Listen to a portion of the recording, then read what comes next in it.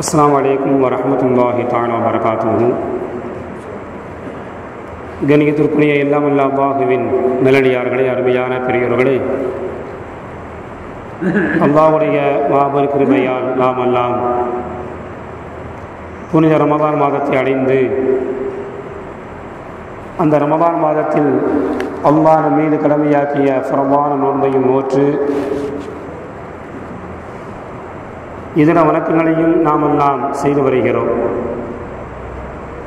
நஃபிலான வணக்கங்கள், சுன்னத்தான இபாதத்துகள், திக்ருகள், தஸ்பீகாத்துகள், இஸ்திக்ஃபாரு, தௌபா, துவாக்கள் போன்ற ஏராளமான வணக்கங்களையும் அல்லாஹ்வுடைய கிருபையால் நாம் எல்லாம் நிறைவேற்றி வருகிறோம்.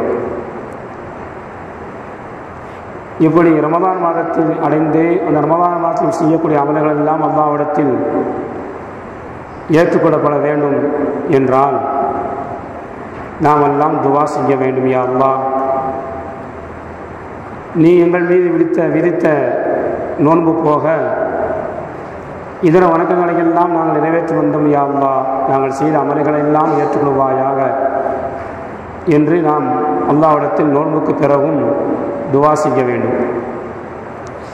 சையதுனா இப்ராஹிம் அலைஹிஸ்ஸலாத்து வஸ்ஸலாம் அன்னவர்கள் அல்லாஹு தஆலா அவர்களுக்கு இட்ட கட்டளை நிறைவேற்றிய பிறகு காபத்துல்லாஹ்வை கட்டுமாறும் அல்லாஹ் உத்தரவு பிறப்பித்திருந்தான். அந்த காபத்துல்லாஹ்வை கட்டி முடித்த பிறகு துவா செய்தார்கள்.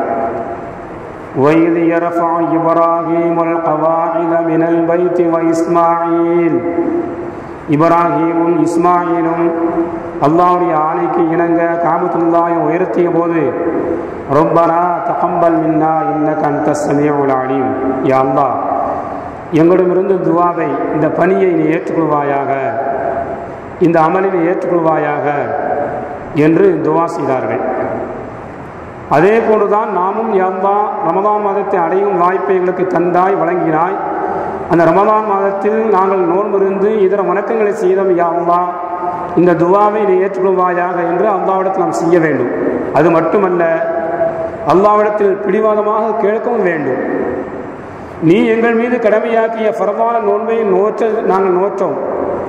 எப்பொழுது நாங்கள் கேட்கிறோம், யா அல்லாஹ், எங்களுக்கு இன்னென்ன தேவைகள், பணங்காசு தேவைப்படுகிறது, நோயற்ற வாழ்க்கை தேவைப்படுகிறது, இன்ன காரியங்கள் எங்களுக்கு ஆக வேண்டும் என்று அல்லாஹ்விடத்தில் பிடிவாதமாக நாம் துவா செய்ய வேண்டும். அப்படி துவா செய்கின்ற பொழுது அந்த துவா அல்லாஹ்வால் அங்கீகரிக்கப்படுகிறது என்றார்கள் நபிகள் பெருமானார் ரசூலுல்லாஹி ஸல்லல்லாஹு அலைஹி வஸல்லம் அவர்கள். நீ நினைத்தால் நிறைவேற்றித்தா, நீ நினைத்தால் தேவையில்லை என்று நாம் சொல்லக்கூடாது. அல்லாஹ்விடத்தில் அழுத்தமாக பிடிவாதமாக கேட்கும் துவாவை அல்லாஹ் விரும்புகிறான் என்றார்கள் கண்மணி நபிகள் நாயகம் ஸல்லல்லாஹு அலைஹி வஸல்லம் அவர்கள். ஒரு அழகான வரலாறு நமக்கெல்லாம் தெரியும். அல்லாஹ்வுடைய ஆலயத்தை காபத்துல்லாஹ்வை ஆபரகான் என்ற மன்னன் யானை படையோடு இடிக்க வந்தான். அப்துல் முத்தலிப் அவர்கள் தனக்கு சொந்தமான ஒட்டகத்தை தேடி சென்றார்கள். அப்பொழுது நினைத்து கொண்டான் ஆபரகான், நம்மிடத்தில் சமாதானம் பேச வந்திருக்கிறார் அப்துல் முத்தலிப் என்று அழைத்து கேட்டான்.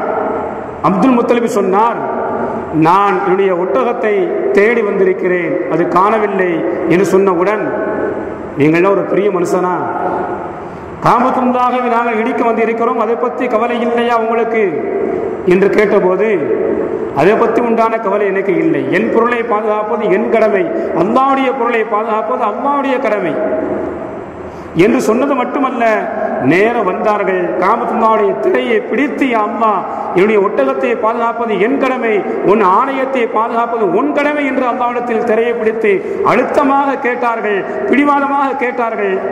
என்ன ஆச்சு? அவர்கள் கேட்ட துவாவை அல்லாஹ் அங்கீகரித்து மிகப்பெரிய யானைப்படையோடு வந்திருந்த அவர்களை எல்லாம் சின்னஞ்சிறு சிட்டுக்குருவியை கொண்டு அல்லாஹ் அழித்த வரலாறு நமக்கெல்லாம் தெரியும். துவாவில் பிடிவாதம் இருக்க வேண்டும். துவாவில் பிடிவாதம் இருப்பதை அல்லாஹ் விரும்புகிறான் என்றார்கள் கண்மணி நபிகள் நாயகம் ஸல்லல்லாஹு அலைஹி வஸல்லம் அவர்கள். அது மட்டுமல்ல, நாளை மறுமை நாளில் ஒரே மாதத்தில் பிறந்த விழிகட்டி, அடிக்கடி இந்த வரலாறை நாம் செவியேற்றி இருக்கிறோம். அந்த விழிகட்டி நரகத்துக்கு செல்லக்கூடிய தன்னுடைய தாயின் முந்தானையை பிடித்து இழுக்கும். மலக்குமார்கள் கேட்கிறார்கள், ஓ விழிகட்டியே, நீ சொர்க்கத்தில் இருக்க வேண்டிய ஆளு, உன் தாய் நரகத்தில் இருக்க வேண்டிய ஆளு, நரகத்தில் செல்லக்கூடிய உன் தாயை ஏன் இழிக்கிறாய் என்று மலக்குமார்கள் குறை மாதத்தில் பிறந்த விழிகட்டி இடத்தில் கேட்டபோது அந்த விழிகட்டி சொன்னது, என் தாய்க்கு நரகம் என்றால் நானும் நரகத்துக்கு செல்கிறேன் என்று சொன்னது. சொர்க்கவாசிகள் யாரும் நரகத்துக்கு போக மாட்டார்கள், அது அல்லாஹ்வுடைய உத்தரவு. இல்லை இல்லை, ஒன்று என் தாய்க்கு சொர்க்கத்தை கொடுக்க வேண்டும், நரகம் என்றால் நானும் என் தாயோடு செல்கிறேன் நரகத்திற்கு என்று ரொம்ப பிடிவாதம் பிடிக்கிறது. மலக்குமார்கள் எவ்வளவோ சொன்னாங்க, இங்க பாரு, நீ சொர்க்கத்தில் இருக்க வேண்டிய ஆளு, உங்க அம்மா பாவி நரகத்துக்கு போக வேண்டிய ஆளு, நீ சொர்க்கத்துக்கு போப்பா, எவ்வளோ சொன்னாங்க, கேட்கல. உடனே அல்லாஹ் தஆலா குறுக்கிட்டு கேட்டான் மலக்குமார்கள் என்ன விஷயம் என்று.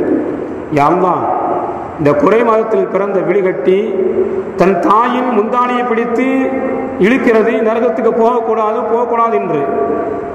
ஆனால் இந்த விழிகட்டி சுருக்கத்தில் இருக்க வேண்டிய ஒன்று, நாங்கள் எவ்வளவோ சொல்லியாச்சு கேட்க மாட்டுக்கு என்று மலக்குமார்கள் சொன்னவுடன் அல்லாஹ் விழிகட்டியை அழைத்து சொன்னான், விழிகட்டியே நீ சுருக்கத்துக்கு போப்பா, உங்க அம்மா நரகத்துக்கு போட்டோம், நரகத்துக்கு சொந்தக்காரி என்று சொன்னவுடன் எங்க அம்மாவுக்கு நரகம் என்றால் நான் நரகத்துக்கு போறேன் என்று அல்லாஹ்விடத்தில் ரொம்ப பிடிவாதம் பிடித்தது.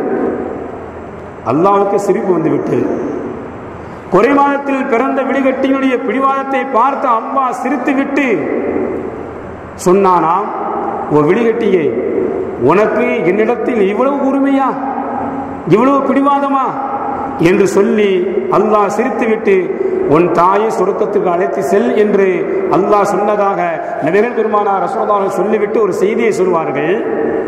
ஒரே மாதத்தில் பிறந்த விழிகட்டிக்கு அல்லாஹ்விடத்தில் எவ்வளவு உரிமையும் பிடிவாதமும் இருக்கும் பொழுது முழு மாதமாக பிறந்த நமக்கு எவ்வளவு பிடிவாதம் இருக்க வேண்டும் துஆவில் அல்லாஹ்விடத்தில் என்று நபிகள் பெருமானார் ரசூலுல்லாஹி அவர்கள் சொல்வார்கள்.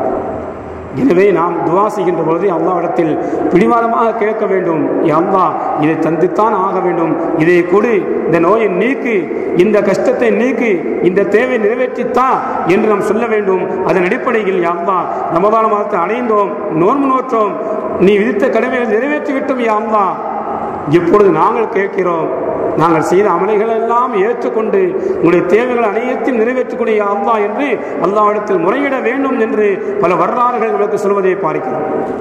எனவே அல்லாஹ்வுடைய மாபெரும் கிருபையால் நாம் எல்லாம் ரமதான் மாதத்தில் நோன்பு இருந்தோம், இதர வணக்கங்கள் நிறைவேற்றினோம். அந்த வணக்கங்களை எல்லாம் அல்லாஹ்விடத்தில் ஒப்புக்கொள்ளப்பட வேண்டும் என்பதற்காக வேண்டி நாம் அதிகமாக அல்லாஹ்விடத்தில் உருக்கமாக துஆ செய்வதோடு பிரிவாரமாக துஆ செய்ய வேண்டும். நம்முடைய தேவைக்காகவே அல்லாஹ்விடத்தில் துஆ செய்ய வேண்டும்.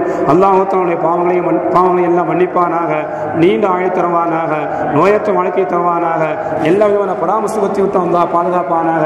ரமதான் மாதத்தில் நோன்பிருந்து வணக்கங்கள் செய்த, குறிப்பாக ரமதான் மாதத்தில் இரவு நேரத்தில் தராவீஹ் தொழுது வந்த மக்களுக்கெல்லாம் நோயற்ற வாழ்க்கையை கொடுத்து, நீண்ட ஆயுளை கொடுத்து, ஈமானில் உறுதியை கொடுத்து, மறுமையில் அல்லாஹ் சொர்க்கத்தை கொடுப்பானாக. எல்லா விதமான பராமரிசத்தும் அல்லாஹ் பாதுகாப்பானாக.